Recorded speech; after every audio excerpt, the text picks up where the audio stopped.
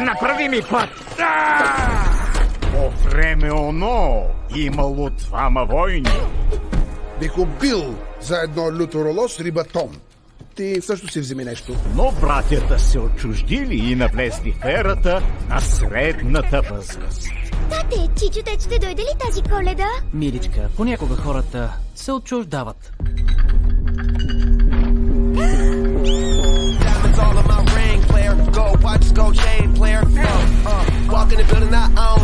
Чичо, така ми липсваше. Вземи, дете.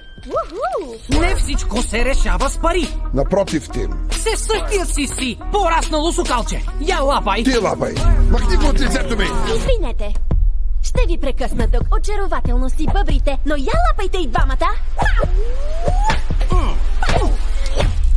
Тя говори. Яко. Тук съм по семейна работа и вече съм ви шеф, мъжаки!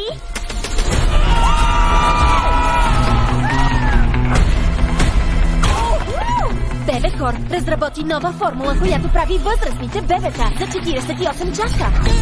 Искаш от мен пак да стана бебе?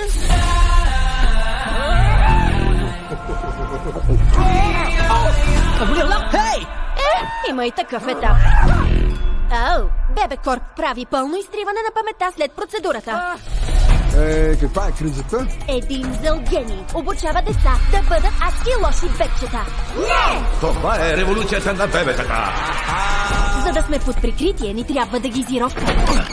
Какво ми стори? О, стига де! Да не сме на лодка! О, не!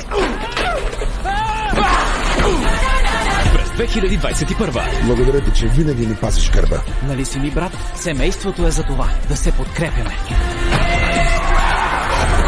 Да побързаме преди ефектът да е отминал. Какво? Какво си мисля, Дурчев, това дръбосъчно кимоно?